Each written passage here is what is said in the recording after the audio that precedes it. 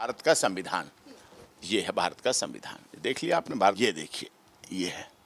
रेपी सिंह जी, एक बार फिर राहुल गांधी को लेकर याचिका दायर की गई है। अशोक पांडे जो कि लखनऊ के वकील हैं, उनका मानना है कि अब संसद सदस्यता जो बहाल की गई है वो नहीं की जा सकती। आप इस पर क्या कहते हैं? अब विद्वान अधिवक्ता हैं, उन्होंने लगाई है तो नेचुरल, क्योंकि देखो जज के आगे नहीं लिखा जाता लर्नर, एडवोकेट के आगे लिखा जाता लर्नर एडवोकेट, हिंदी में लिखा जाता विद्वान अधिवक्ता। तो विद्वान होंगे निश्चित तौर पर, ये तो पक्का हो गया, लेकिन थोड़ी सी समझ का फ़र्क है, ये समझ का ये फ़र्क है। मैं उस पर भी आऊँगा, 191 पर भी आऊँगा, आर्टिकल 102 पे भी आऊँगा, विस्तार से आऊँगा। राहुल गांधी की जो याचिका सुप्रीम कोर्ट में लगी, वो उनके डिस्क्वालिफिकेशन को भी चैलेंज किया गया है, अपील है, एसएलपी है, स्पेशली पिटीशन के आधार पर जो गुजरात हाई कोर्ट में फैसला हुआ, और गुजरात से पहले सूरत डिस्ट्रिक्ट कोर्ट में फैसला हुआ था।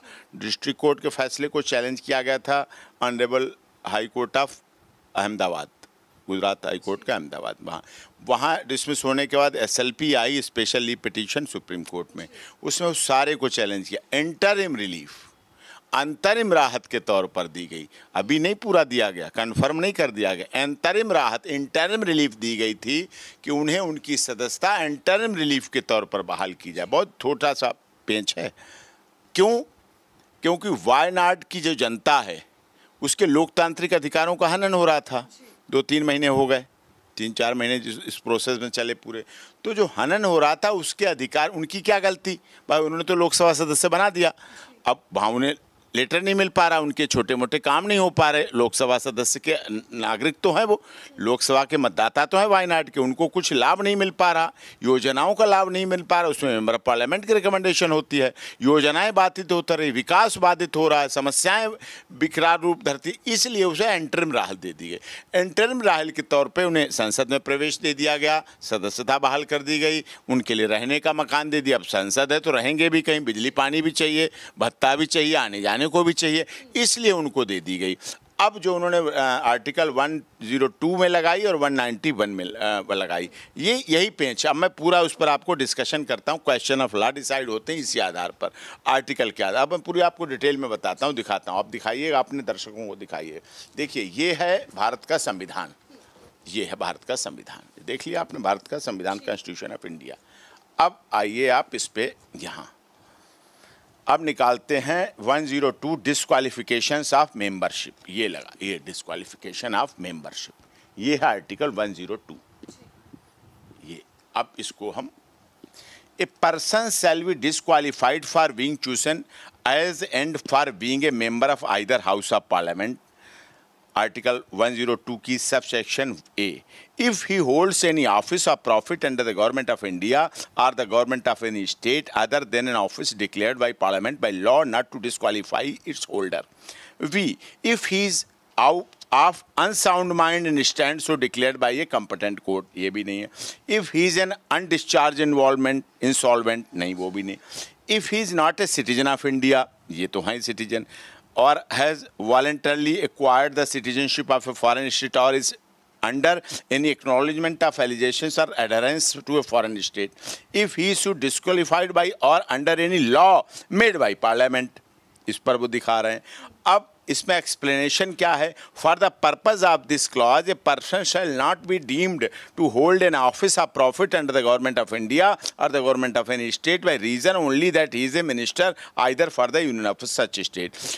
2 क्या है इसका clarification? A person shall be disqualified for being a member of either house of parliament if he is so disqualified under the 10th schedule. इसके तहत वो कर रहे हैं। तो इसके तहत इसलिए नहीं लागू हो सकता है कि उसमें इंटरिम रिलीफ दी गई है। जैसे हम कोर्ट में बेल मांगते हैं, परमानेंट बेल नहीं मिलती है, इलाज कराने के लिए बेल दे दी जाती है, मदर बीमार है उसके लिए बेल दे दी जाती है, उसका बेटे की दाखिला कराना है बेल दे दी जाती है। कन्विक्टेड जो लाइफ इम्प्रिजनमेंट कैदी हैं, उन्हें मकान टूट गया, बाढ़ में आ गई तो बाढ़ में मकान टूट गया, इसलिए मकान बनाने के लिए बेल दे दी, एंटरिम बेल 2 महीने 3 महीने ऐसा होता है। तो ये तो हुआ आर्टिकल 102 की बात, और सेम इसी तरह से आर्टिकल 191 की भी बात है। ये दिखाइए, ये देखिए आप, ये देखिए, ये है 191, ये अब देखिए, ये disqualifications for membership. Person shall be disqualified for being chosen as and for being a member of the legislative assembly or legislative council of a state. ये उसी तरह से विधानसभा पे लागू होता है, वो member of parliament के लिए. If he holds any office of profit under the government of India or the government of any state specified in the first schedule, other than an office declared by the legislature of the state by law, not to disqualify its holder. If he is of unsound mind and stands so declared by a competent court. If he is an undischarged insolvent, if he is not a citizen of India or is voluntarily acquired the citizenship of a foreign state, or is under any acknowledgement of allegation or adherence to foreign state, if he is so disqualified by or under any law made by parliament. For the purpose of this cause, a person shall not be deemed to hold an office of profit under the government of India or the government of any state specified in the first schedule by reason only that he is a minister either for the union or such state. A person shall be disqualified for being member of the legislative assembly or legislative council of a state if he is so disqualified under the 10th schedule. वो भी 10th schedule को कहते हैं.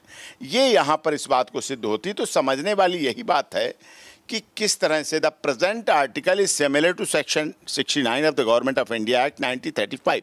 आज़ादी से पहले जो भारत का गवर्नमेंट ऑफ इंडिया एक्ट बना था, it also correspondence to article 102 relating to the disqualification of members of either house of parliament. ये यहाँ पर इस बात को कहता है. Under clause 1 of the present article, those who are holding an office of profit and the government of declared by a court to the unsound mind and instalment of alliance and disqualified from being elected to legislature are sitting and voting as members in the state legislature. तो ये हो गई विधानसभाओं की बात, और यही बात हो गई लोकसभा की बात. तो कोर्ट ने, honourable supreme court of India ने जो फैसला दिया है, मैं समझता हूँ बहुत सही दिया है. अब क्वेश्चन ऑफ लॉ डिसाइड होने वाली बात है कि जहाँ तक 102, 191 की बात है, ये इस पर लागू नहीं होता जहाँ तक मेरी बुद्धि कहती है. लेकिन संविधान बहुत विस्तृत है, ऑनरेबल सुप्रीम कोर्ट है, जीवंत है, ज्वलंत है, जागृत है. उसमें देखा जाएगा, सुना जाएगा, भूल सुधार की जगह रहती है, किस तरह से क्या हुआ है. देखिए, भगवान ना देश के राष्ट्रपति हैं, ना भगवान सुप्रीम कोर्ट के चीफ जस्टिस ऑफ इंडिया. गलतियां उनसे भी हो जाती, भूल सुधार के लिए जगह दी गई. इसीलिए जब SLP डिसमिस हो जाए तो रिव्यू में जा सकते हैं, रिव्यू डिसमिस हो जाए तो क्यूरेटिव पिटीशन में जा सकते हैं. तो ये चीज़ें सब हैं. लेकिन सर, क्या इस याचिका के जरिए अब राहुल गांधी की मुश्किलें बढ़ने वाली है? ये सवाल लगातार बढ़ा हुआ है. देखिए, याचिका राहुल गांधी की मुश्किल क्या बढ़ेगी?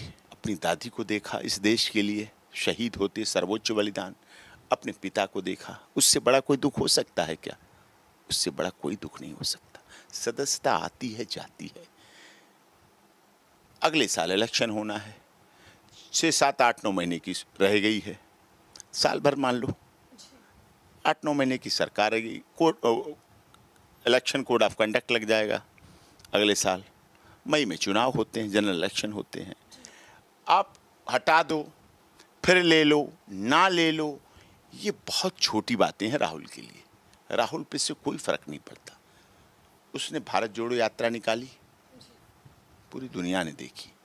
ये चांदी के चम्मच लेके पैदा होने वाला व्यक्ति रोड पे पैदल चलता दिखा, सबने देखा. सर्दी में भी देखा, गर्मी में भी देखा, बारिश में भी देखा, बड़ी हुई दाढ़ी भी देखी, श्रीनगर भी जाते देखा, लद्दाख भी जाते देखा. सोनिया गांधी हैं, जैसी हैं, जो भी हैं, सिर से पल्लू नहीं हटा, सिर से पल्लू नहीं हटा. अगर वो भारत आई तो भारत की सभ्यता संस्कृति को स्वीकार किया. देश उनका आदर करता है. 10 साल शासन किया. कमियां भी रहती हैं, ये भी नहीं कह सकते कि भ्रष्टाचार नहीं हुआ. हुआ भ्रष्टाचार मनमोहन सिंह जी की सरकार में. वो सब बातें भी, सरकार चलती है तो बड़ा देश है, कुछ कमियां होती हैं, कुछ अच्छाइयां होती हैं. हर एक व्यक्ति में अच्छाइयां भी हैं, हर एक व्यक्ति में कमियां हैं. लेकिन हम उनको देखें तो अब आई है याचिका, सिरे से कहीं नहीं बैठती फिट. एंटरिम रिलीफ को वो समझ नहीं रहे हैं. एंटरिम रिलीफ मिलती है, उसकी कैंसिलेशन नहीं जल्दी लगती है, वो तो कुछ दिन के लिए होती है, और उसी आधार पर दी गई है. उसी आधार पर इनको सदस्यता बहाल की गई. अलाउ नहीं कर दी, SLP अलाउ नहीं कर दी, उन्हें बाइज्जत बरी नहीं कर दिया, दोष मुक्त नहीं कर दिया. अभी है, वो सुनवाई होगी, एंटरिम रिलीफ दे दिया, वो हो गया. बस यही। सर आपने तमाम चीज़ें गिनवा दी, लेकिन सत्ता पक्ष की अगर हम बात करें तो लगातार आरोप लगाती रहती है कि राहुल गांधी देश का अपमान करते हैं।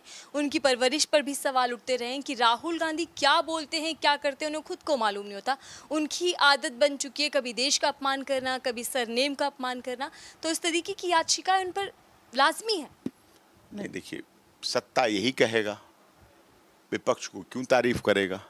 विपक्ष सत्ता की तारीफ क्यों करेगा? अगर विपक्ष सत्ता की तारीफ करने लगे और सत्ता भी विपक्ष की तारीफ करने लगे तो यही देश स्वर्ग से सुंदर हो जाएगा, यही सरकार स्वर्ग से सुंदर हो जाएगी। ना वो बदले ना वो बदले, ना उन्हें अच्छा लगता है ना उन्हें अच्छा लगता है। उन्हें उनका गठबंधन अच्छा नहीं लगता, उन्हें उनका बनाया हुआ संसद अच्छी नहीं लगती, क्योंकि वो संसद का उद्घाटन करने जाएंगे इसलिए उन्हें अच्छे नहीं लगते। उन्हें 370-35 से नहीं अच्छी लगती, क्यों हटा दी? तो अपने अपने विचारधाराएं, पक्ष है विपक्ष है सत्ता है। ये सिर्फ एक कोशिश है राहुल गांधी को टारगेट करने की। जिस तरीके से हमने देखा 5-6 महीने पहले समय बीतता गया, याचिका लगी, फिर सुनवाई हुई, उसके बाद सजा सुनाई गई और उसके बाद सदस्यता बहाल होगी, अब एक बार फिर याचिका। तो ये टारगेट किया जा रहा है सीधे तौर पर। देखिए, अब याचिका लगाने के लिए स्वतंत्र है व्यक्ति, कानूनी आधार पे लगाई है, अलाउ करे सुप्रीम कोर्ट या डिसमिस करे, ये उनका अपना मन है। सुप्रीम कोर्ट वो जीवंत है, ज्वलंत है, जागृत है, मूक दर्शक तो है नहीं।